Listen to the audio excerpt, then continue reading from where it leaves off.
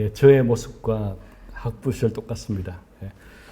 그 선배들의 게임에 빠져서 저희들이 이제 사회과학대 제가 갔을 때는 서울대가 이제 그 사회과학 계열로 있습니다. 그래서 1학년 때 공부를 하고 사회과학대에서 2학년 때 전공을 택하게 되어 있는데요. 이제 그 전에 선배들이 와서 이 전공이 좋다 하고 선전합니다. 그렇죠? 뭐 소위 우리말로 이제 뭐랄까 꼬신다고 그러나요? 이렇게 하는데 그때 이제 경제학과 선배가 와서 하는 말이 야, 너희들 경제를 모르면 사회를 알겠냐? 그 사회과학대가 사회를 알려고 온 것인데 경제를 모르고 사회를 안다는 것이 얼마나 허무맹랑할 것인가. 그래서 이제 경제를 알면 사회가 보인다. 이렇게 이야기를 했어요. 그래서 이제 그 말에 이제 회유되어서 이제 경제학을 공부하게 됐어요. 근데 말씀처럼 해보니까 사회를 더 모르겠더라고요.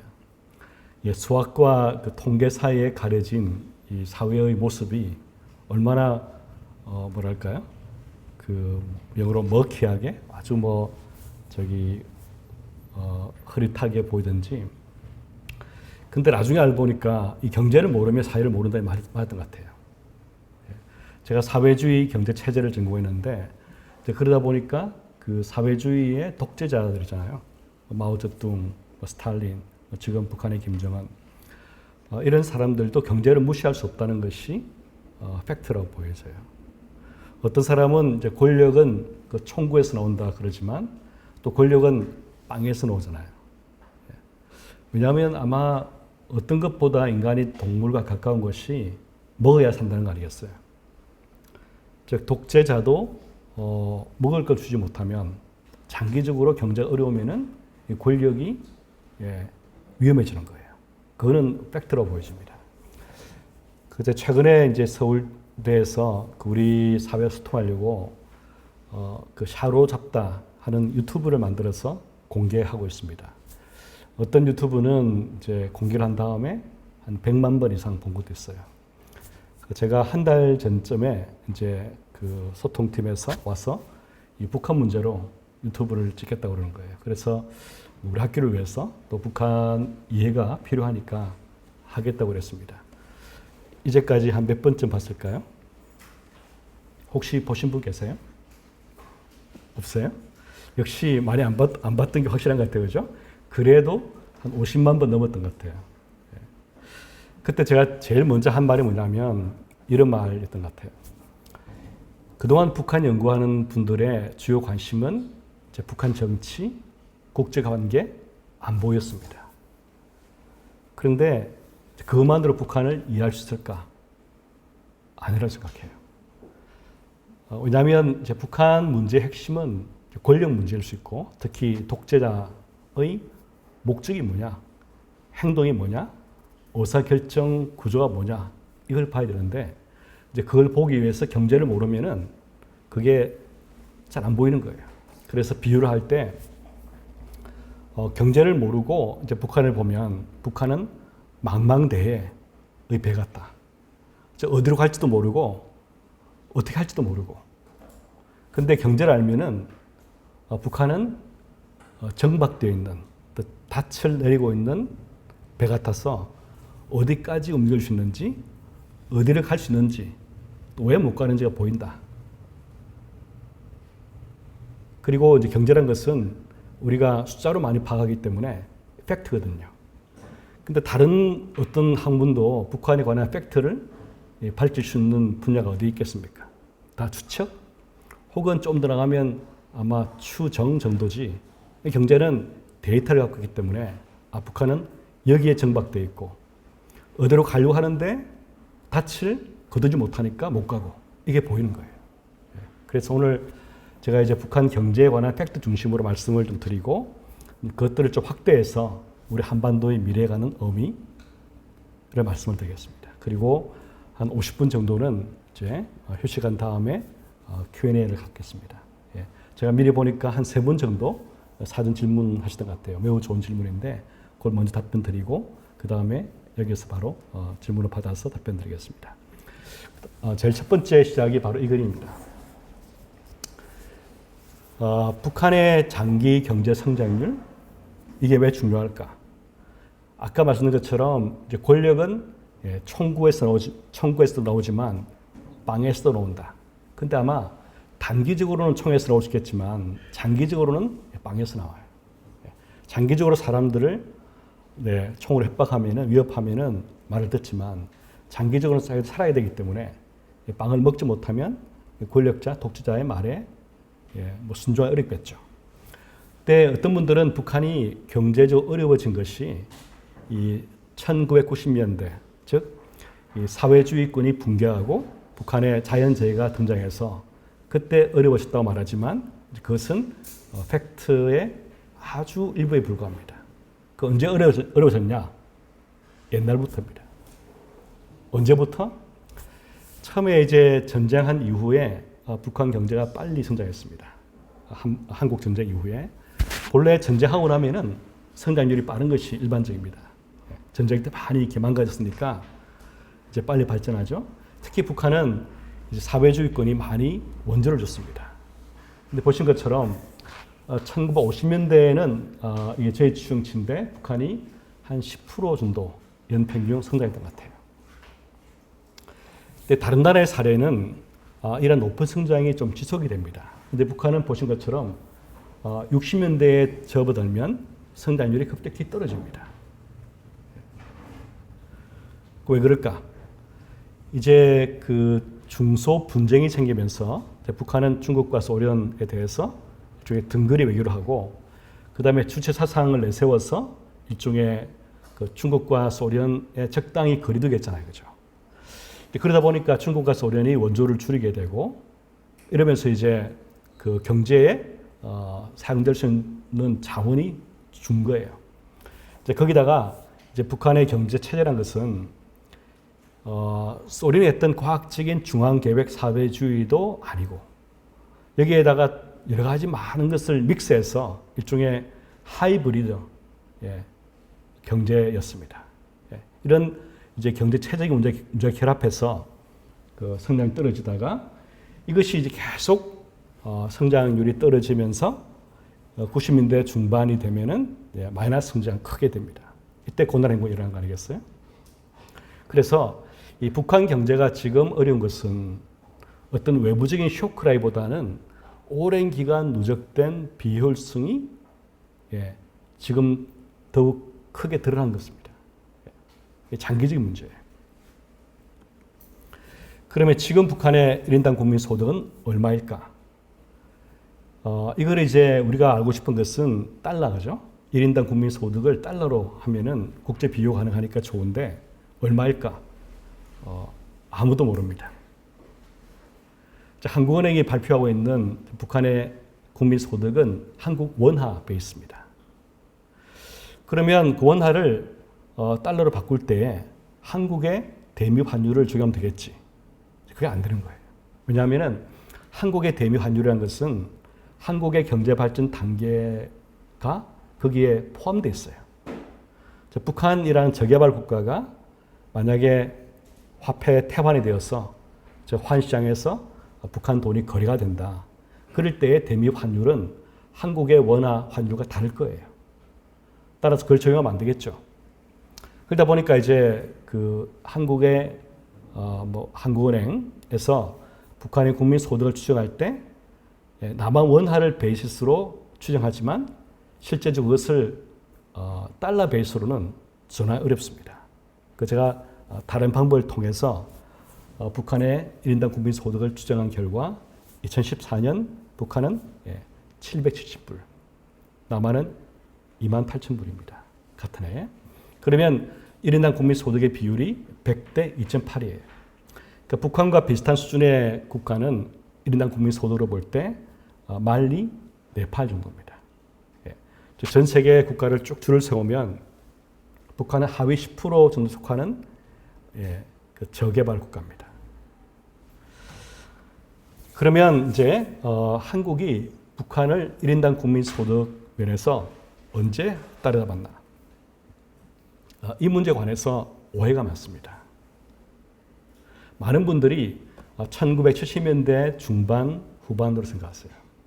그러니까 오늘부터 이제 그렇게 말씀하신 분 계시면 북한 경제를 좀 공부한 제가 틀렸다고 하더라. 이렇게 말하기 바랍니다. 문제가 뭐냐면 이 사회주의 통계는 거품이 많이 끼어 있어요. 그러니까 소련도 그랬거든요. 소련의 공식 통계에 따르면 소련 경제는 1928년부터 해서 89년까지 연평균 8%, 9% 성장했습니다. 85년까지 고르바초프 때 빼고. 그러면 어떻게 경제가 붕괴할 수 있겠습니까? 근데 미국의 CIA가 이 거품을 제거하고 보니까 이 소련의 공식 발표치의 절반 정도에 불과하더라는 거죠. 즉, 연 한 4%, 5%. 즉, 북한이 한국보다 70년대 중반까지 잘 살았다는 것은 이 북한의 통계에서 거품을 제거하지 않은 통계입니다. 그러다 보니까 그런 것이 너무 오랫동안 퍼지다 보니까 많은 사람들은 옛날에는 한국보다 북한이 잘 살았다. 이렇게 말해요. 근데 아까 앞에서 보여드린 그림처럼 북한의 성장률은 60년대가 되면은 급속히 떨어집니다. 그러니까 남한은 60년대 중반에 발전하지 않습니까? 그래서 68년 되면은 이것이 크로스오버 됩니다. 즉, 남한이 북한보다 잘 살게 된 것은 1970년대 중반이 아니라 1968년입니다. 제가 초등학교 입학을 합니다. 그게 중요한 거 아니지만, 그렇죠? 그럼 이게 뭘 의미하냐? 사실 많은 걸 의미합니다. 아까 말씀드린 것처럼 경제라는 것은 팩트인데 이것이 다 앙커 역할을 하는 거예요. 우리가 어떤 사실을 판단하고 어떤 문제를 전망할 때 이 닻이 있으면 훨씬 정확하게 전망할 수 있습니다. 평가할 수 있거든요. 즉, 망망대해 그 당시 70년대에 우리 정책 결정자가 우리가 북한보다 못 산다. 그러면 북한과 인게이지 하고 싶겠습니까? 아니면 북한과 거리두기를 하고 싶겠습니까? 어떻게 했어요? 우리가 지금 거꾸로 북한이 못 살잖아요. 그죠? 그럼 북한하고 우리하고는 북한은 나름대로 좀 거리를 두고 싶어 하겠죠. 그죠? 아니면 흡수를 당할까 싶었어. 그죠? 그 잘 사는 모습에 국민들이, 또 주민들이, 얘가 잘 사니까 뭐 이쪽이라 잘해보자. 그렇게 될까 싶어 걱정하겠죠. 즉, 만약에 우리가 70년대 정도가 되어서 우리가 북한보다 1인당 국민 소득 면에서 더 높고 인구가 2배잖아요. 그죠? 그럼 경제력은 우리가 북한보다 2배 이상이에요. 그러면 훨씬 더 인게이지먼트, 그죠? 이 북한과 관여할 수 있겠죠. 그죠? 즉, 우리가 역사에 if란 없지만 만약 그때부터 북한 관여해서 어떤 정책이 일관성이 집행되었으면 과연 남북 관계가, 즉 핵 문제가 이렇게 왔을까 하는 생각이 드는 거예요. 아마 그 당시 정책했던 분들은 북한이 우리보다 잘 사니까 두려운 거겠죠. 그러니까 반공, 멸공을 내세우면서 이 거리를 돌려가는 거예요. 통계 하나가 바꿀 수 있는 그 정책이 어마어마합니다.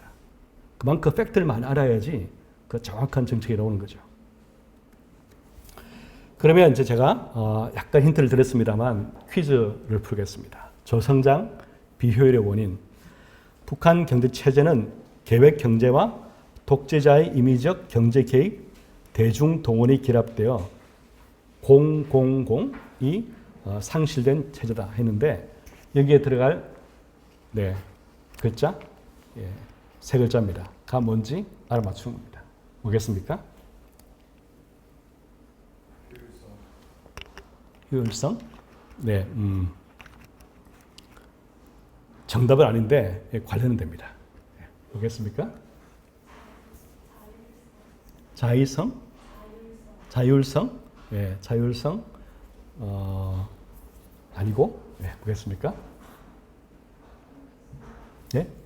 합리성, 다 관계됩니다만 그것도 정답은 아니고요. 제가 뭘 말하고 되겠습니까? 여기에 소련 경제는 중앙 계획으로 했고, 중국 경제는 중앙 계획도 했지만 대중 동원도 했고, 북한 여기다가 독재자의 임의적인 경제 개입까지 포함되어 있습니다. 그럼 여기서 000에 뭐가 들어가 있습니까? 일관성? 정답입니다. 일관성이 기록됐어요. 제가 전공이 경제 체리거든요. 이게 뭐냐? 경제학 중에 가장 메타 분야입니다. 즉 미시 거시 이것보다도 이 경제 체제라면 가장 이제 메타, 매크로보다 훨씬 메타적입니다. 근데 제일 중요한 게 뭐냐면 경제 체제 일관성이 있어야 돼요. 즉 자본주의 같으면 뭐겠어요?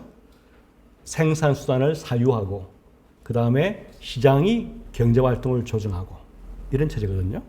그럼 사회주의 뭐냐? 사회주의는 계획이 경제 활동을 조정하고 시장이 아니고 그 다음에 이제 생산 수단은 국유로 하고 이거든요. 그러면 중앙 계획이 경제 활동을 조정하는 데 뭘 의미하느냐 하면은 이 중앙 계획이 다 계획을 세워요. 어떤 계획이냐면 이 사회주의의 모든 기업들에 대한 데이터를 가지고 어떤 기업은 무엇을 얼마나 만들고 그 다음에 만든 것을 어떤 기업에 공급하고 이걸 다 계획이 짜주는 거예요. 즉, 이 최종 재화가 종이라 그러면 종이. 그러면 종이의 원료 원재료와 펄프는 나무에서 나오고 말이죠. 또 나무를 자르려면 전기가 필요하고, 그렇죠? 그 발전소가 관리되고, 일단 벌목하기 위해서는 뭐 톱이 필요하고 말이죠. 이런 것들을 다 계획이 짜주는 거예요. 우리 시장 경제 자본주의에서는 기업이 거래하잖아요, 시장에서요. 시장에서 뭐 톱을 사고, 뭐 전기를 공급받아가지고 펄프를 만들면 그걸 파는 거잖아요, 시장에서, 그죠? 시장이 우리 활동을 지배해요. 그게 자본주의입니다. 근데 사회주의는 시장을 없앤 거예요. 경제 활동을 계획이 지배하는 거예요. 그러려면 어떻게 되겠습니까? 이 계획을 짜야 되잖아요, 그죠? 그래서 옛날에 이 소련에서 이 계획을 짜는 기관을 그 고스란 말은 정부란 말이고 플란은 이제 플란인데 고스플란을 그랬는데 여기서 소련에 있는 많은 기업들의 데이터를 다 모아요. 옛날에는 컴퓨터 없으니까 이 종이에다가 타자를 쳐서 모으는데 그게 이제 트럭으로 수십 대, 수백 대가 동원되어서 그 자료를 실어날라요. 그러면 거기에 있는 공무원이 계산을 해가지고 A 기업은 뭐 종이를 얼마를 만들어서 소비자에 공급해야 되는데 그러면 이 종이를 만드는 기업은 국유기업이겠죠. 이 기업은 펄프를 어디서 공급받아라. 이게 다 짜주는 거예요. 시장 거래가 아니고. 자, 그러면 이거는 중앙 계획은 데이터 드리븐입니다. 데이터로 다 움직이게 되겠죠, 그죠? 1년 동안 종이가 얼마나 필요하니까 이 종이를 이만큼 만들어야 되겠죠, 그죠? 그래야지 남는 것도 없고 모자란 것도 없겠죠, 그죠? 즉 수요 공급 일체됩니다. 근데 이게 이제 과학적으로 데이터 드리븐 되는 중앙 계획인데 중국은 이런 중앙 경제를 제대로 못했어요. 왜 못했냐면은 이 계획을 짜려면 어마어마한 기술이 필요하죠. 지식과 데이터와 그걸 할 수 있는 테크놀로지가 필요합니다. 근데 소련이 이걸 할 수 있는데 소련이 중소 분쟁 이후에 이걸 안 도와주는 거예요. 그러니까 마오쩌둥은 빨리 발전하고 싶은데 이 중앙 계획은 어렵고 하니까 어떻게 했습니까? 일종의 동아시아식으로 사회주의를 해서 빨리 사회주의를 발전시켜 보겠다. 한 게 뭐겠어요? 러시아 사회주의입니다. 무슨 말 알겠죠, 그죠? 대중동원입니다. 즉 대약진 운동이라는 걸 통해서 인간의 의지를 극대화하는 우리 동아시아의 어떤 사고 체계 속에 인간을 막 이렇게 하면 말이죠. 뭔가 되는 걸로 생각하는 거 있잖아요, 그죠? 인간을 뭐 선하게 바꾼다든지 말이죠. 아니 인간의 의지를 극대화시켜가지고 뭐 이런 거 있잖아요, 그죠? 이제 그런 식의 사고였습니다. 실패했잖아요, 그죠? 그 북한은 어땠냐? 이런 중앙 계획에 대중 동원도 있었지만 또 하나 있습니다. 그게 독재자가 임의로 경제에 개입하는 거예요. 여기에 보면 예로 현지지도 주석 펀드를 들었습니다. 뭘 의미하냐? 중앙 계획은 오브젝티브, 객관적인 통계를 기반으로 해야 되는데 대중 동원이나 임의적 경제 개입은 객관화가 안 되잖아요, 그죠? 이거는 주관적인 것인데 인간의 의지라는 게 어떻게 측정이 됩니까? 얼마나 어떻게 만들지 어떻게 컨트롤할 수 있겠습니까? 거기다 대중 동원에다가 임의로 독재자가 경제 개입하는 거예요. 현지 지도 주석 펀드를 통해서. 근데 그러다 보니까 이 북한 경제는 처음부터 객관적이지도 않고 이게 주관적인 것과 같이 섞여가지고 말이죠. 이 중앙 계획에 어떤 효율성이 보장되지 않는 거예요. 중앙 계획만 하더라도 문제가 많은데 이 중앙 계획의 객관성이 이 주관적인 이런 대중 동원과 그 다음에 임의 경제 개입으로 망쳐진 거예요. 이런 체제가 처음부터 잘 살았다? 그런 거 없어요. 그만큼 북한 경제의 문제는 이 체제 문제입니다. 현지도 하는 사진 있잖아요, 그죠? 보신 것처럼 이제 김정은 어디 가서 지시를 합니다. 이제 그러면 옆에서 열심히 받아 적어야 돼요. 적자 생존입니다. 옛날에 대통령 모시고 그때 회의 갔더니만 열심히 그 공무원분들이 받아 쓰시더라고요. 제가 이런 사진도 보면서 북한도 받아 적고 남한도 받아 적어야 살 수 있고 차이가 뭐냐? 제 차이가 농담으로 남한은 앉아서 적고 북한은 서서 적더라. 뭐 제가 농담을 한 거예요. 남한이 그렇게 뭐 대통령 말씀을 다 이렇게 적어서 그대로 하는 사람 뭐 얼마나 북한만 가겠어요, 그죠? 근데 이제 오른쪽에 왼쪽 오른쪽인 거죠. 그림 보시면 어디가 있습니까? 김정은이 이제 그 안에 이슬주와 함께 화장품 공장을 간 적이 있어요. 화장품 공장입니다. 그러니까 여러 군데 하는데 그중 이제 자주 갔던 곳 중 하나가 화장품 공장입니다. 북한도 화장품 만드는 공장이거든요. 그래서 뭐 보고서 하는데 자기가 뭐 잘 알겠습니까? 근데 옛날에 현지도 갔을 때 이런 말을 한 적이 있어요. 북한의 우리 북조선의 그 화장품은 품질이 떨어진다.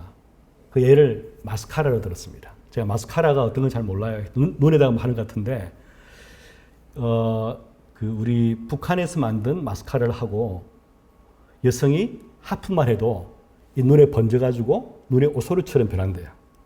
오소리 알죠, 그죠? 그러니까 검은 물이 퍼져나와서 하품하게 되면 약간 눈물이 날 수 있잖아요, 그죠? 그 물기하고 이 북한의 나쁜 질의 그 붉은 검은과 합쳐져서 눈이 오소리처럼 변한대요. 근데 이 서양의 마스카라는 그걸 하고서 비를 맞아도 그대로 있더라 이야기하면서 이 북한의 마스카라의 질 품질을 이 서양수를 올려라 하고 지시를 한 거예요. 그런 겁니다.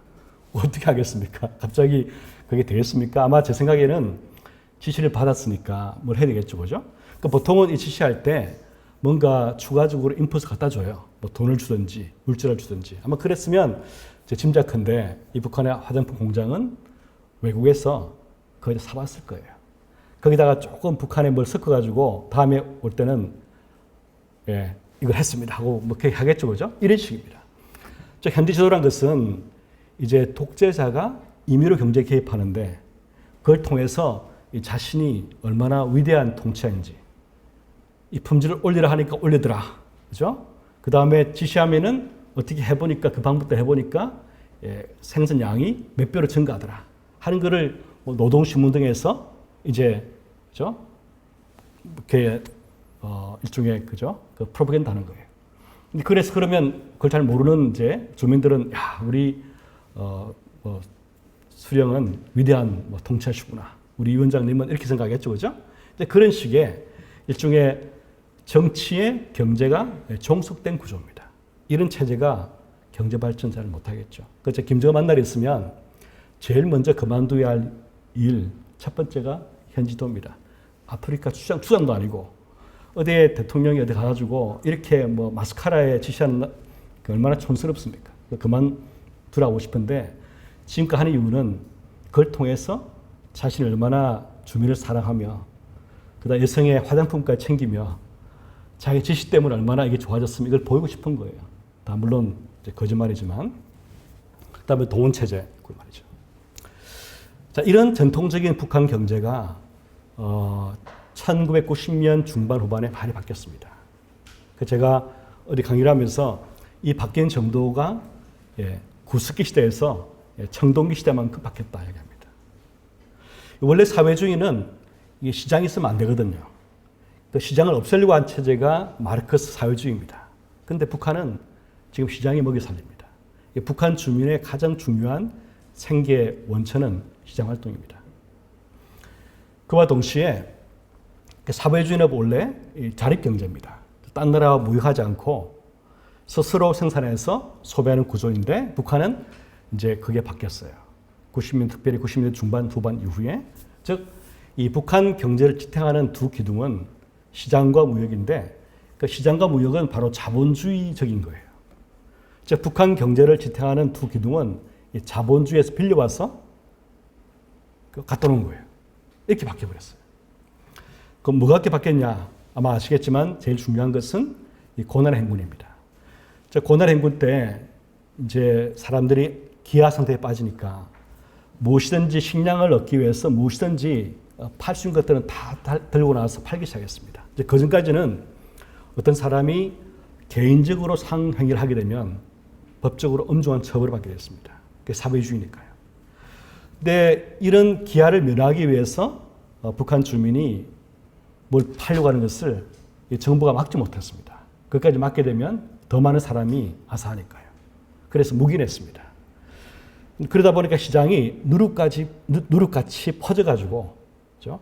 이 소비재뿐만 아니라 지금은 북한의 노동시장, 금융시장, 원부자재 시장 다 시장이 붙어 있습니다. 그러니까 얼마나 시장이 지배적이냐? 저 책에서 나온 것인데 이제 김정일 시대입니다. 그때도 식량을 취득하는 가장 중요한 통로가 시장. 소비재는 더 시장 비중이 높고요. 그 다음에 이 소련에서 이 시장 활동을 통해서 번 가계 소득의 비중이 16%였는데 북한은 적어도 70%입니다. 거의 전부의 소득이 시장 활동에서 나오는 거예요. 이런 사회주의는 한 번도 역사가 없습니다. 전무후무한 거예요. 이것이 가지고 오는 많은 함의가 있습니다만 그건 좀 이따가 말씀을 드리겠습니다. 어떤 활동이 많으냐? 상상할 수 있는 모든 활동들을 북한 주민이 하고 있습니다. 즉 자신이 처한 위치에서 어떻게 먹고 살까? 시장을 이용해서. 그래서 이거는 이제 여러 가지 활동들을 다 분류한 것인데 상상할 수 있는 모든 것입니다. 제가 만난 어떤 탈북민 부인은 북한에서 여설과 팔았대요. 탄광이라는 분들은 조금 월급이 많아요. 그래도 부족하니까 이분은 그 탄을 훔쳐서 집에서 엿을 고운 거예요. 근데 이제 이게 엿을 고우면 그 전기가 나잖아요. 그죠? 근데 창문을 열게 되면 전기가 밖으로 나가니까 탄을 훔친 게 발각되잖아요. 그죠? 그래서 다 창문 문을 다 닫고 엿을 고우다 보니까 집에 이 벽지가 다 이렇게 헐어졌다는 거예요. 그런 말도 하시면서 그 엿을 고아서 그 엿을 이제 리어카에 싣고 시장 가서 판 거예요. 그런 분도 계시고 어떤 분은 탈북민 부부는 남편은 중국 가서 화장품, 하용품을 밀수하고 아내는 그걸 받아서 북한에서 팔고. 그러니까 상상할 수 있는 모든 활동들입니다. 장사, 그 다음에 농업 채취인데 금을 채굴한 분도 계시고 꿀, 약초 채취도 있고요. 서비스업은 북한에 과외도 많이 합니다. 돈 있는 사람들은 과외 선생을 이렇게 고용을 해요. 그래서 특히 영어, 수학 같은 걸 많이 가르칩니다. 그 다음에 이제 거간이라는 것은 브로크인데 북한에 복덕방이 있겠어요, 없겠어요? 복덕방 있어요. 집 중개업자가 있습니다. 근데 이름을 우리는 복덕방이라 하지만 북한은 집 대꾸라고 그래요. 이 대꾸는 일본어입니다. 일본어인데 북한에서는 이 브로크를 다 대꾸로 붙여요. 그 집 대꾸 그러면 복덕방, 돈 대꾸 그러면 환전업자 이렇게 부릅니다. 이게 이제 북한이 엄청 변한 거죠, 그죠? 간의 수공업도 있고, 그 다음 어떤 사람들은 외화벌이로 뜁니다. 그래서 북한에 제재가 들어가기 전에는 러시아, 중국 등에서 그 외화벌이하는 분들이 10만 명 정도 있습니다. 밀수도 많이 하고요. 자, 이렇게 이제 있는데, 이 북한의 이제 이 소비재 시장으로 출발된, 즉 식량을 구하기 위한 그런 소비재 중심의 시장이 한 2019년 전까지, 19년부터는 다시 북한이 시장을 단속하기 시작합니다. 이제 그 전까지 확대가 되어서 원자재, 노동, 금융, 부동산 시장까지 있습니다. 제가 이제 어떤 일본에 이제 이야기 들었습니다. 가끔씩 이제 북한의 고깃배가 표류해서 일본으로 내려옵니다. 그러면 일본 경찰이 이제 그 사람들을 이제 이렇게 데려다가 조사하잖아요, 그죠? 그 조사할 때 통역한 분이 들려줘야 됩니다. 그 일본 경찰이 이제 북한이니까 모든 소유가 국가 소유, 국유라고 생각하고 이 고깃배 누구 거냐 물어보니까 선장이 자기 거랬다는 거예요. 그러니까 아무리 이렇게 물어봐도 자기 거라는 거예요. 그리고 이 선언은 그러니까 자기가 고용했다는 거예요. 즉 노동시장인 거죠. 근데 이거는 노동시장, 즉 어떤 사람이 다른 사람 고용하면 사회에서는 엄벌에 처해야 됩니다. 그거는 노동시장, 즉 사람을 고용한다. 이거는 이제 사회에 있으면 안 되거든요. 그러니까 이 경찰이 이해가 안 되니까 자꾸 물어봐도 똑같은 답이라는 거예요. 그래서 할 수 없이 전문가를 불렀습니다. 그 전문가 불러서 이 선장이 이 고깃배가 자기 거라 그러고 이 선원은 자기 고용했다고 그러는데 정말입니까 물어보니까 그게 바로 북한 경제가 변한 모습이란 거예요. 즉 자기 소유가 생긴 거예요. 원래 고깃배란 것은 국가 소유입니다. 근데 그걸 개인이 소유하고 국가기관이 고깃배를 팔았겠죠, 누구에게? 이 사람한테 말이죠. 그러면 자기가 샀으니까 그 고깃배를 가지고 또 선원도 고용해서 고기를 잡아서 팔아가 월급도 주고 이렇게 한 거예요.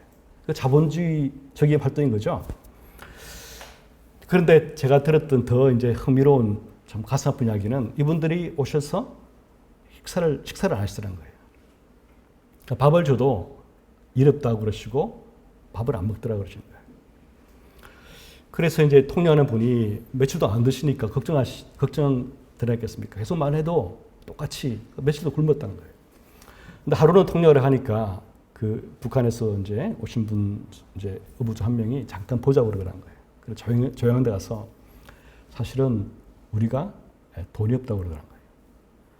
그러니까 일본 경찰이 주는 밥을 돈 내고 먹는 줄 알고 이분들은 돈이 없으니까 굶은 거예요.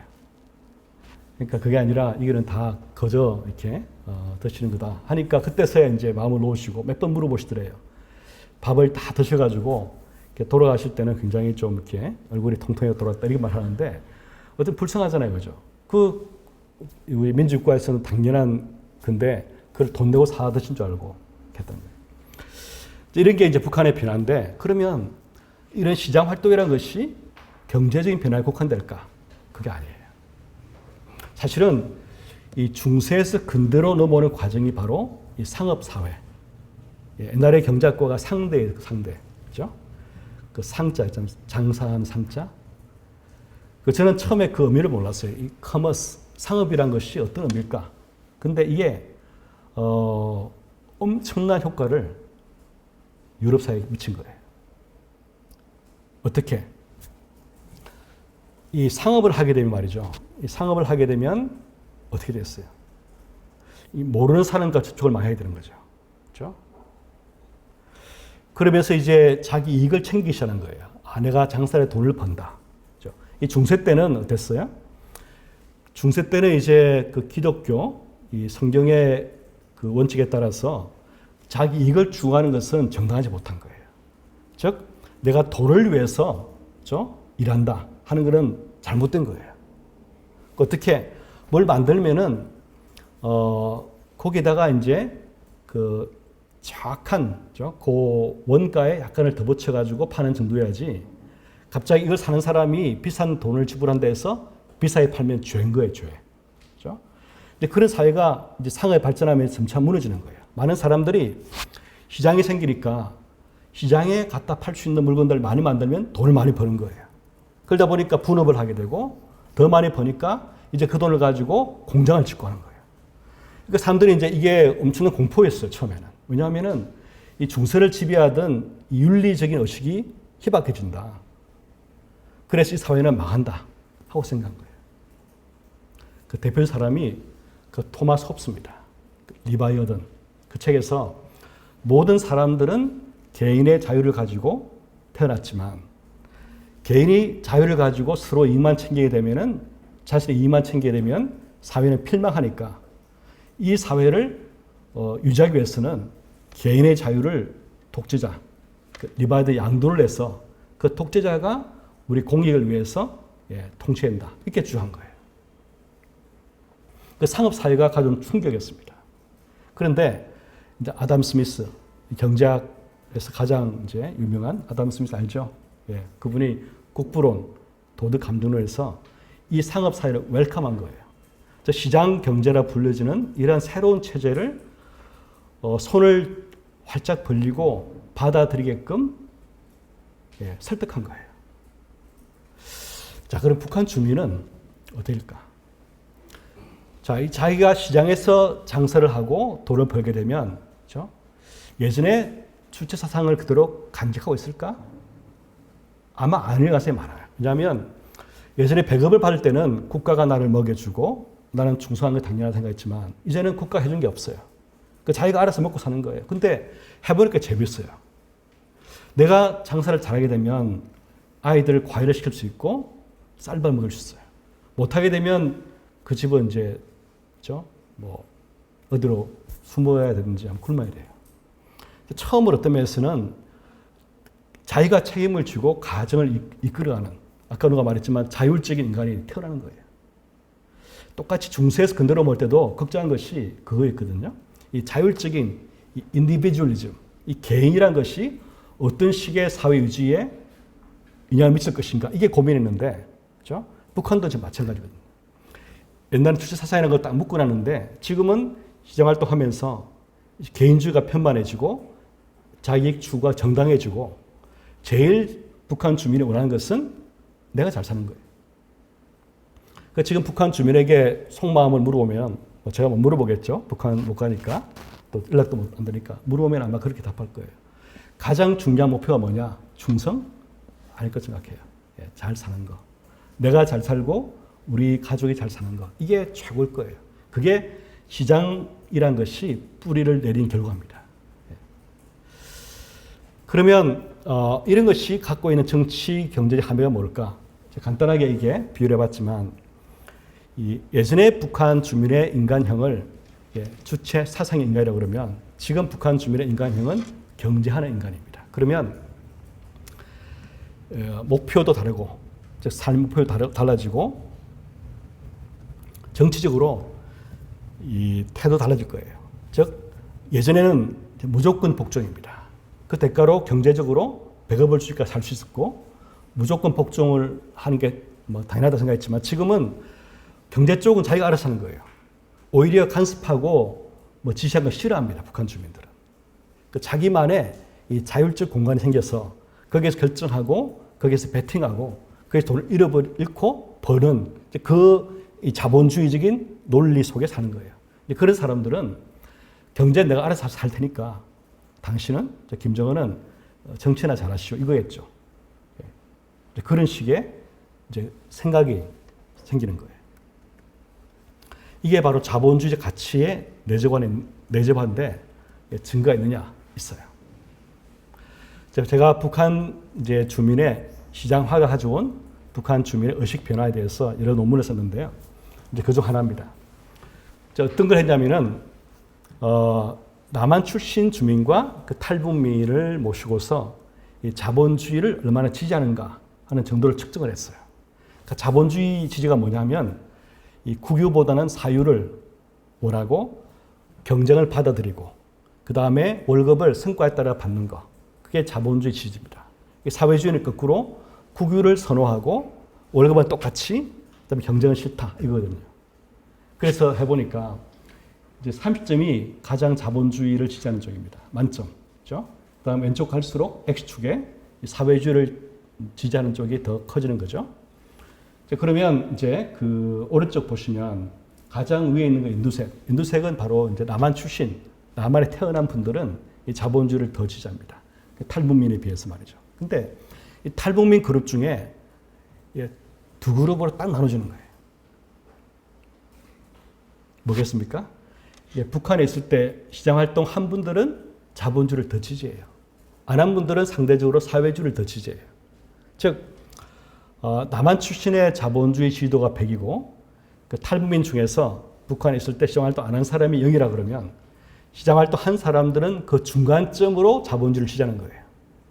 정확히 말씀드리면 38% 더 지지합니다. 즉 0, 그렇죠? 탈북민 중에 시장활동 안 한 사람, 남한 출신 100이라 그러면 다른 요인 다 똑같다고 한 상태에서 38% 북한 주민들 중에서 그 탈북민 중에서 북한에 있을 때 시장활동 한 사람들은 자본주의를 안 한 사람보다 38% 더 좋아하는 거예요.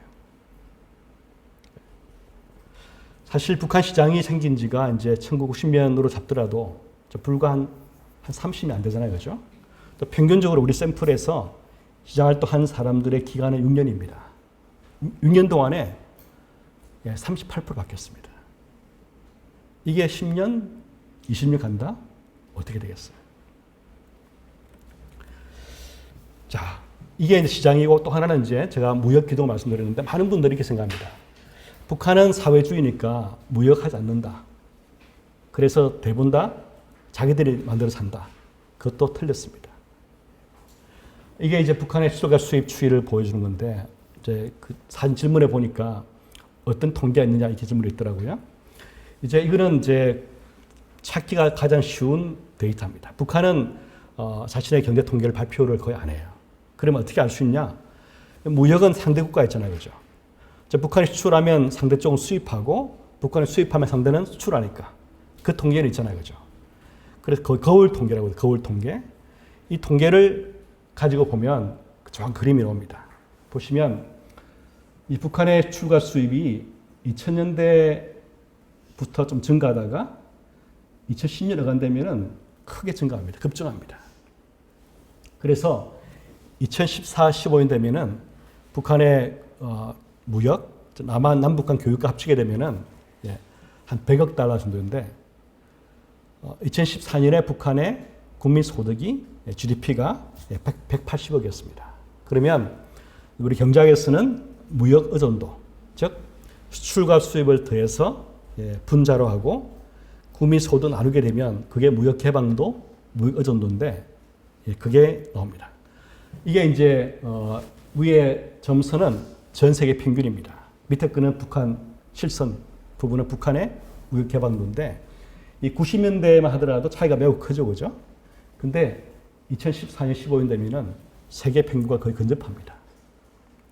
북한은 경제 제재를 받기 전, 즉 2010년 전에는 2014년, 15년 보면은 전 세계 평균만큼이나 무역을 통해서 먹고 산 나라가 되어버린 거예요. 즉 북한 집은 이 무역과 시장이 먹여 살리는 거예요. 그렇게 바뀌었습니다. 그래서 이 경제 제재가 효과가 있었던 거예요.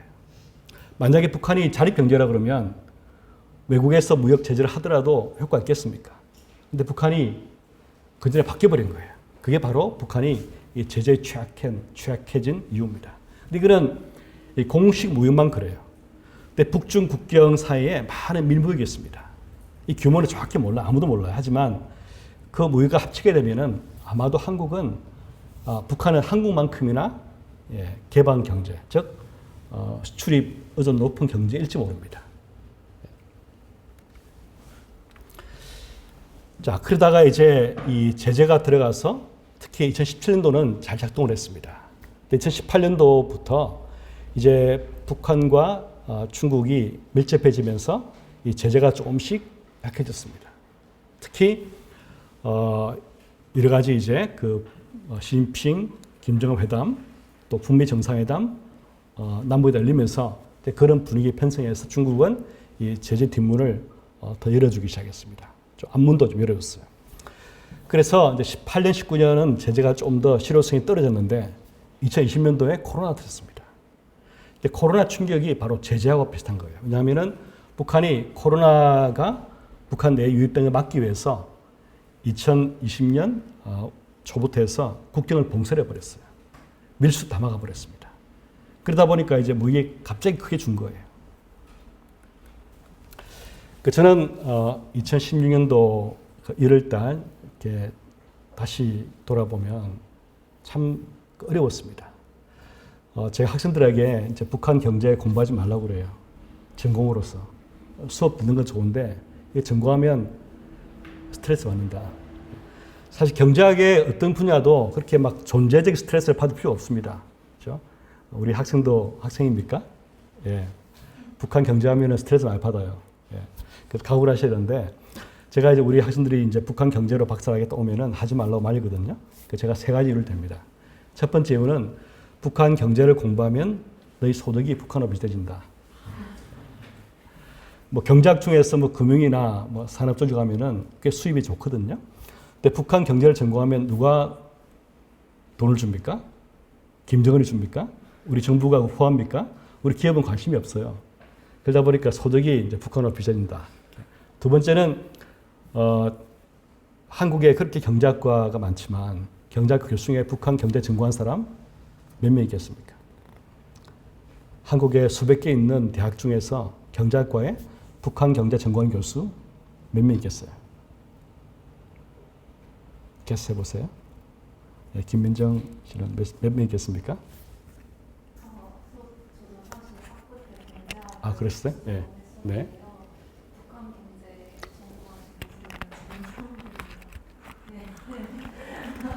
정답이에요. 한 명 있어요, 한 명.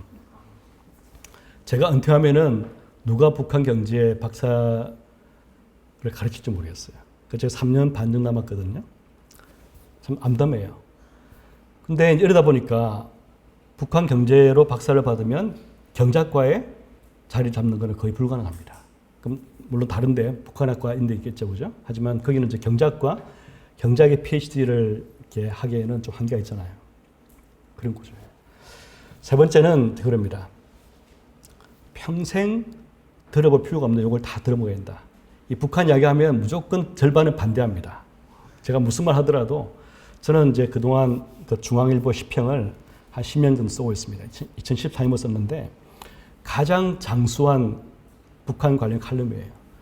북한 관련 칼럼 쓰면은 이 칼럼니스트 무덤입니다. 뭐 알아맞춤이 별로 없잖아요, 그죠? 오늘 말하면 내일 틀리고 말이죠. 뭐 오늘 말하면 또 일주일 내에 틀리게 나오면은 그러면 이제 언론에서 그만 쓰시라 이렇게 하거든요. 그래서 저는 10년 정도 쓰고 있어요. 이게 제가 잘해서가 아니라 경제학이라는 것 때문입니다. 이 경제학은 팩트를 보기 때문에 별로 안 틀려요. 여하튼 제가 쓰고 나면은 전 댓글 잘 안 봅니다만 가끔씩 보거든요. 참고할 게 있나 싶어서. 그러면 어떨 때는 제가 빨갱이가 됐습니다. 어떨 때는 보수골통이라고 그러고 어떨 때 토착외국이라고 그래요. 그래서 제가 본 댓글 중에 가장 감명 깊은 것은 이런 토착외국은 광화문에서 못 매달자 이런 게 있잖아요. 가장 감명 깊게 읽었습니다. 여하튼 관심을 가지는 것은 매우 반갑습니다. 그러다 보니까 이제 이 북한을 하는 것은 매우 참 이게 어렵습니다. 왜냐하면 감정도 동원되죠. 우리 동포고 우리 이웃이고 말이죠. 그런데 그 제가 왜 2016년 말씀하셨냐면은 그때가 참 어려울 때였습니다. 북한은 핵실험을 다시 재개했는데 이 핵실험은 앞에서 이제 보여드린 걸 예를 들면 이 북한이 2010년대 초반부터 해서 2015, 6년까지, 2015까지 보시면 무기 급증했잖아요. 그죠? 이 급증한 게 뭐냐면 북한이 광물을 많이 팔았어요. 중국에. 이 광물은 이온 마진의 80% 있습니다. 즉, 이 로또로 할 만큼의 외화를 벌은 거예요. 이걸로 핵실험을 새로 했다는 것은 이 핵실험은 계속한다. 옛날에는 돈이 없으니까 한 3년, 4년 있다 했지만 이렇게 돈을 많이 끌어모았기 때문에 외화를 이 핵실험은 앞으로 더 짧은 인터벌로 할 것이고 ICBM 쏜다. 그러면 어떻게 김정은을 스톱할 것이냐. 제가 아무리 생각해봐도 이 제재밖에 없습니다. 그 제재를 하셨습니다. 그러니까 이런 제가 제재 안에 대해 쓰고 2016년 1월 달부터 쓰기 시작했어요. 그러면서 그것이 이제 UN 제재안에 포함이 됐습니다. 그런데 이제 이것이 얼마나 효과가 있을까? 제가 볼 때는 이제 북한이 하노이 회담까지 협상이 나온 거의 절대적 이유는 이 제재 때문 같아요. 왜냐하면 스스로도 하노이 회담 때 북한이 제재를 풀어달라 하지 않습니까? 그러면 얼마나 효과가 있을까? 제가 이제 짧게 말씀드리겠습니다. 시간이 조금 부족하니까요. 일단 북한 주민 소득 감소를 보면 이거 어떻게 하느냐 하면 탈북민 중에서 그 외국에 오랫동안 거주하지 않고 북한을 떠나서 짧은 기간 내에 한국에 오신 분들이 계세요. 그분들을 서울대 통일평화연구원이 해마다 한 100분 정도 조사를 해요. 그래서 여러 질문을 하는데 그중 하나가 이제 북한에 있을 때 경제 활동입니다. 그리고 소득도 물어보고요. 물어본 결과 2014년, 15, 16년, 즉 제재 전에는 북한 주민의 월 소득의 중간값이 49불이었습니다. 즉 4인 가족이 한 50불 정도로 생활하는 거예요. 근데 제재가 들어간 이유는 이것이 한 25% 정도 감소했습니다. 이것이 거의 제재 효과겠죠. 그 외에 다른 요인은 별로 없으니까요. 그 다음에 이러한 그 탈북민 조사도 있지만 또 하나가 우리가 볼 수 있는 것이 위성. 야간 조도라는 것은 한 나라의 경제 활동을 객관적으로 보여주는 그런 지표라고 볼 수 있겠어요. 그래서 위성이 찍은 야간 조도를 가지고 북한의 경제 활동을 추정해 본 결과 이 북한 제조업 생산이 제재 이후 17, 18, 19년 동안에 한 20% 감소했고 GDP는 한 12% 떨어졌다. 이런 이제 논문이 있습니다. 자, 이런 가운데 이제 김정은은 2019년 하노이 회담 이후에 그동안 시장을 묵인하거나 혹은 시장을 좀 더 관대하게 대하던 태도를 좀 버리고 국가 주도 경제, 즉 국가 통제를 강조합니다. 시장에 대해서. 그래서 이 상업과 무역에 대해서 국가 통제력을 다 찾겠다 하기도 하고 말이죠. 근데 자립갱생은 아까 앞에서 보여드린 그림처럼 북한 경제라는 칩이 시장과 무역이 떠받치고 있는데 그 시장 기둥을 빼고 국가 기둥을 다시 세우겠다는 것은 매우 어려운 지도입니다. 거의 불가능해요. 그래서 제가 외국어 회화할 때 영어로 That's mission impossible. 김정은 is not Tom Cruise 그랬습니다. 예. 근데 이제 그 안드레 랑코프 국민대 교수님은 저보다 더 재밌게 말씀하셨어요. 예. 이런 북한 같은 이런 경제 체제, 즉 하이브리드 경제가 돼버리는데 그런 체제를 다시 사회주의로 돌아가겠다는 것은 돼지에게 나는 법을 가르치는 것이다. 좀 상상이 되죠, 그죠? 누가 돼지고 날개를 안 될 거라 보여져요. 근데 이게 이제 어떤 면에 굉장히 무모한 시도입니다. 최근에 북한의 아시아가 더 생기고 있다는 보도가 있지 않습니까? 고난 인구 때만큼은 아니겠지만 국제적인 아산이 있을 것 같아요. 그 이유가 뭐냐면 이제 코로나에다가 더 중요한 이유는 이런 것처럼 시장을 통제하면은 북한 주민이 먹고 살 길이 막연해집니다. 그렇지만 고난 인구 때처럼 대규모 식량 위기를 발생하지 않을 것이다. 왜냐하면 식량 생산이 많이 늘어났고 또 여전히 수입이 가능하고 또 아마 중국이 도와줄 것이다. 아주 어려워지면 그렇게 생각합니다. 그러면 조금 이제 경제를 넘어서 가면 우리는 어떻게 북한 문제를 접근할 것인가? 이런 고민을 우리 국민이 더 하셔야 돼요. 지금은 북한 얘기가 오면은 이 북한 문제는 여와 야 그리고 보수와 진보에 딱 분기시키는 나누는 바로메타입니다. 너 북한 어떻게 생각해? 이렇게 물어보면은 이 사람이 보수 인문 다 합니다. 제가 한국에 2003년에 들어와서 그 전까지는 영국에서 이제 학위를 받고 교수하다가 들어오니까 어디 가니까 그렇게 물어보더라고요. 교수님은 이데올로기가 뭐냐 물어봐요. 제 사상을 검증해서 이 편 저 편 나누겠다는 거예요. 많은 분들이 그렇게 생각합니다. 북한만 오면 이 사람은 어느 편인지 딱 구분하려고 합니다. 그게 필요하겠습니까? 그게 우리나라의 미래에 도움 되겠습니까? 그걸 버리는 것이 우리가 사는 길이고 한반도가 사는 길이에요. 그럼 저는 어떻게 생각하느냐?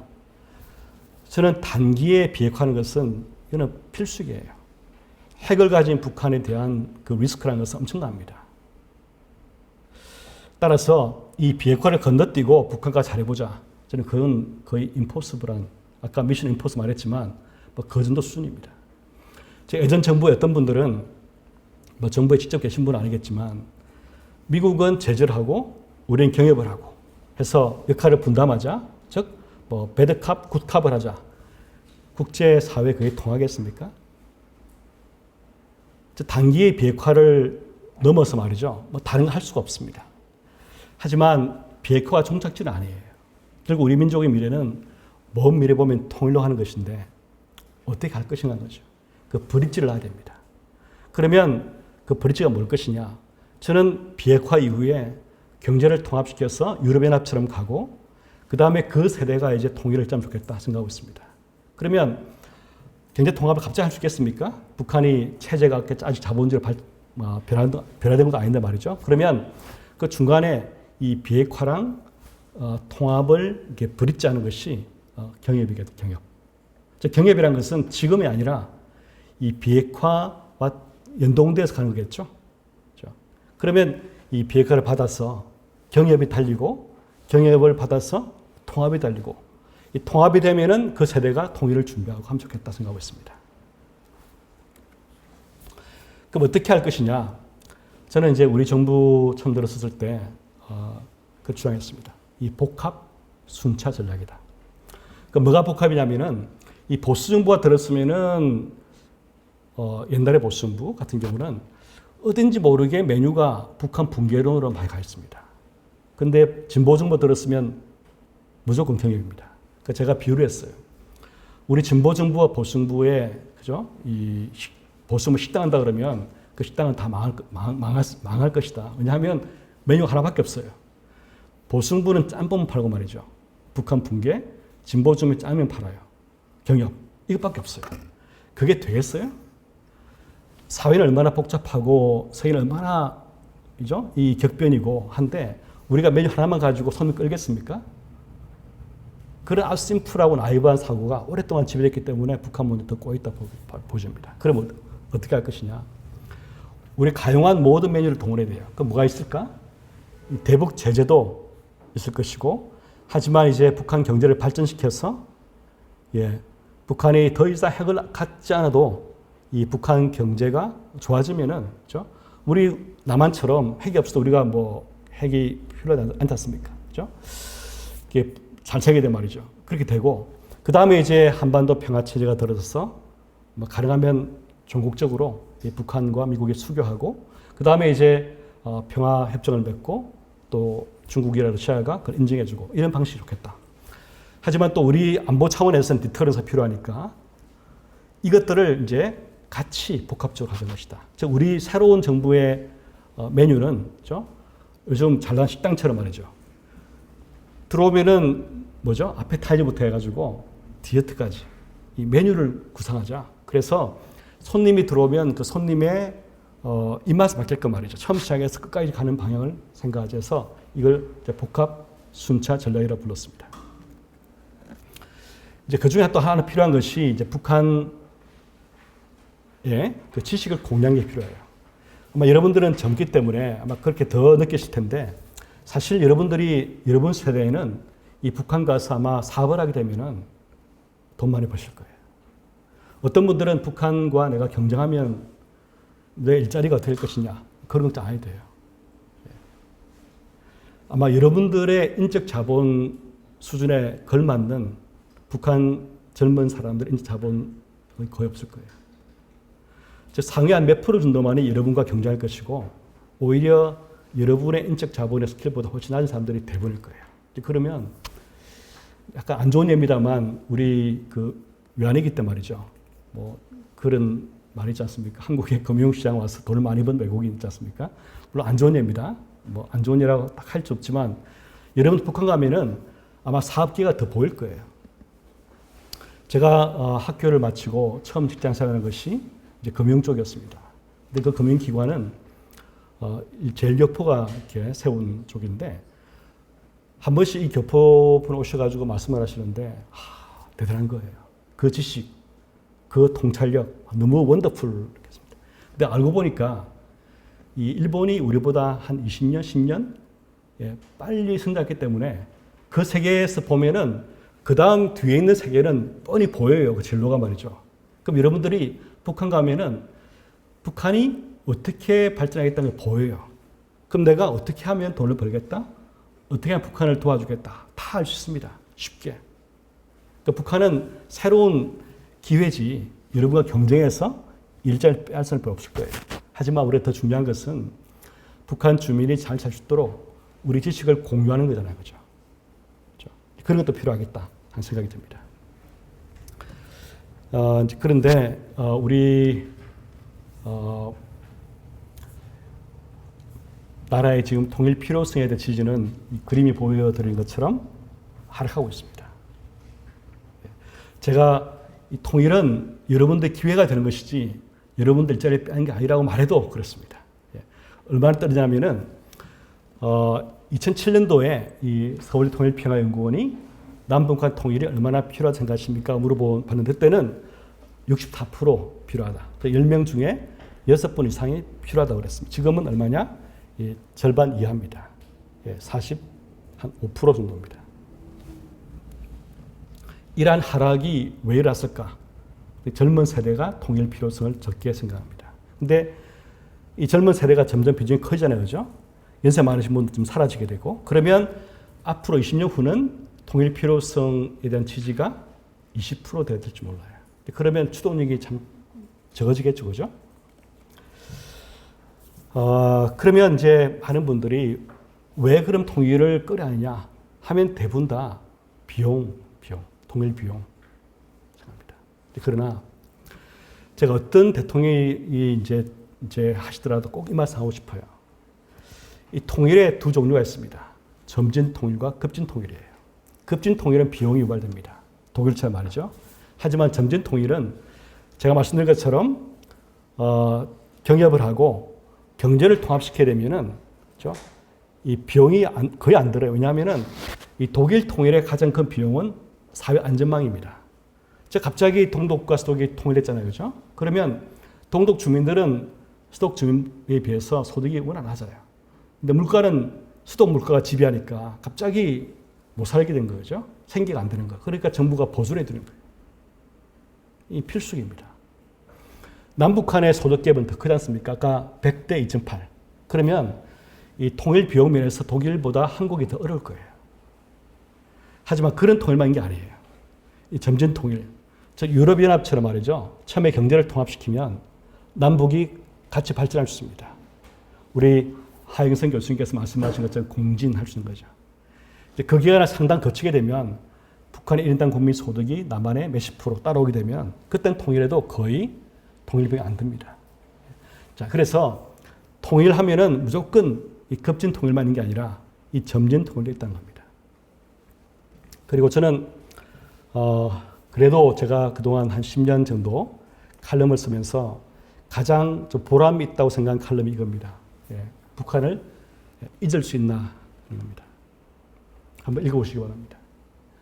저는 인생을 길게 한 지 아니지만 60이 넘었습니다. 근데 가장 보람 있는 것은 나의 지식으로 학생들을 섬길 때 조금이나마 내 삶이 보람이 있을 때가 가장 제가 보람이 있어요. 근데 여러분 보람은 어딘가요? 북한 주민은 우리 이웃이 동포잖아요. 그죠? 이런 이제 가운데서 우리 삶이 북한 주민에게 뭔가 도움이 된다 그러면 이것이 공감 능력인데 이것이 통일의 원동력이다. 북한 가서 돈을 벌겠다는 것도 매우 좋은 생각이지만 아마 더 큰 공감 능력은 우리 삶이 다른 사람을 더 약자를 도와주고 이렇게 세워주는데 도움이 된다 그러면 그게 가장 큰 보람이겠다. 그 보람을 위해서 도전해보자. 그렇게 말씀하고 싶어요. 그래서 이 통일은 점진 급진했다 말씀은 꼭 드리고 싶고요.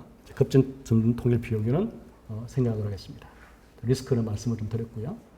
자, 마지막으로 이제 여러분들의 생각할 점을 이야기하겠습니다. 이 주는 행동 그 실험입니다. 경작은 요즘 이런 그 실험을 많이 해요. 그래서 실제 이제 그 어떤 실험실 어떤 환경을 만들어 놓고, 그죠? 이 주는 행동을 하는 걸 보고서 이 사람의 가치관을 평가를 합니다. 평가라기보다는 측정합니다. 이게 뭐냐면 돈 있는 곳에 마음이 있단 말 있잖아요. 그죠? 어떻게 하냐면은 실제 10만 원씩 돈을 줍니다.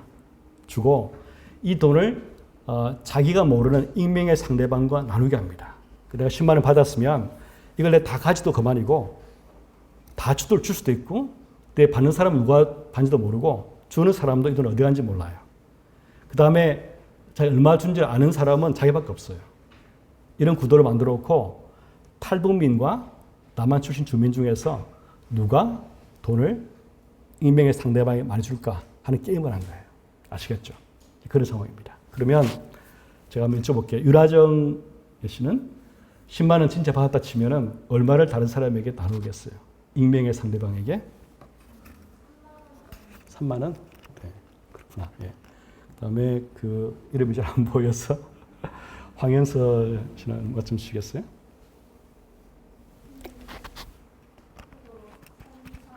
그럼 4만 원. 김민정 씨 얼마 주시겠어요? 어렵죠, 그죠? 예, 실제 돈을 10만 원 받았는데 이 돈을 내가 마음대로 다른 사람에게 다 줄 수도 있고 내가 다 가지되고 일부 줄 수 있다 했을 때 받는 사람도 누군지 몰라요? 누가 준지 몰라요? 그럴 때 얼마를 주겠냐는 겁니다. 경제학 공부가 맞아요? 사실 이런 실험할 때 경제 경영학 전공자는 뺍니다. 왜냐하면 공부한 것이 주지 말라 배우잖아요. self interest. 그죠? 내가 킵해서 그걸 잘 먹고 잘 쓰면 나라가 발전하는 건데 왜 주느냐 생각하거든요. 그래서 경제 경영 공부한 사람이 많이 들어오면은 이 값이 이상해집니다.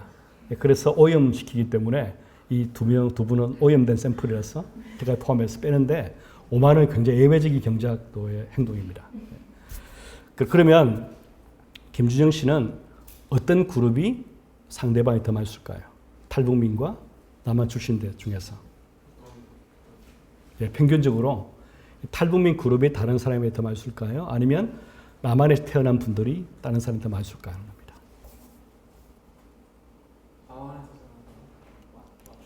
왜요? 외로우니까? 여유로우니까. 그렇죠. 예, 여유로우니까. 강정모 선생님 어떻게 생각하세요? 저는 북한 출신. 왜요? 남한은 어릴 때부터 경쟁 이런 거좀 먼저 배우고 네네. 북한 태세는 농산이라는 개념이 있으니까.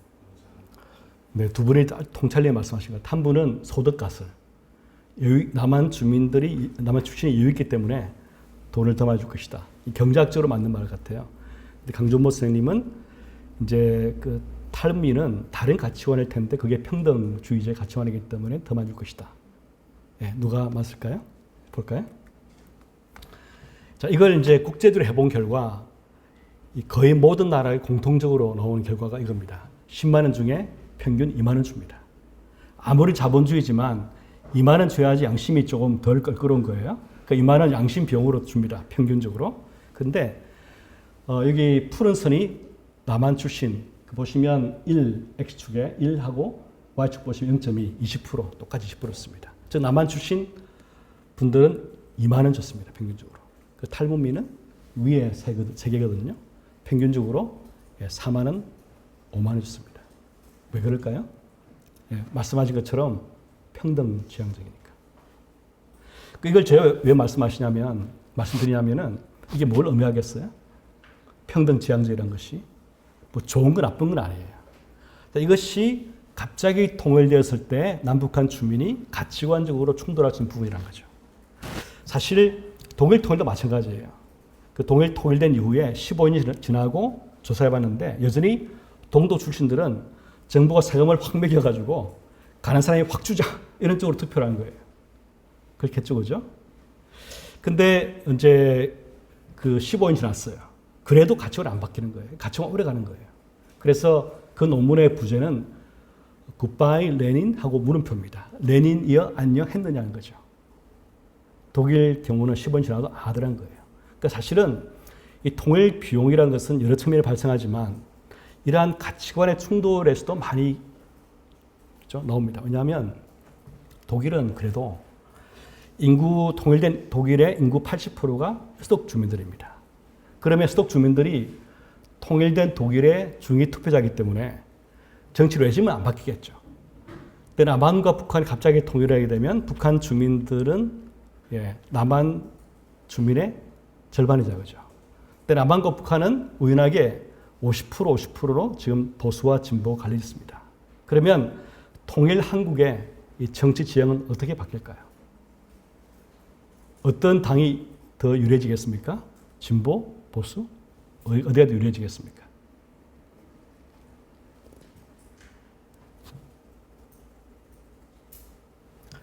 예, 진보가 유리하겠죠, 그죠? 근데 가장 역설적인 것은 급진 통일되면은 가장 불리할 보수 정부에서 급진 통일 이야기하는 분이 많이 계시고 급진 통일되면 가장 유리할 진보 정부는 경협에서 천천히 가자 그러고 무슨 말이에요? 통일은 말을 많이 하지만 아무것도 모른다는 겁니다. 생각해 본 적이 없어요. 그러니까 이런 통일은 사상 누각입니다. 그 통일에 대해서 준비하는 것은 통일이 가져올 여러 여파들을 미리 알고 예견하고 준비하고 대비하는 거잖아요. 그렇죠? 그런 것보다는 이 통일하면 노래를 부르고 생각하기보다는 이념으로 대립시키고 그런 과정이 우리의 실패와 실책입니다.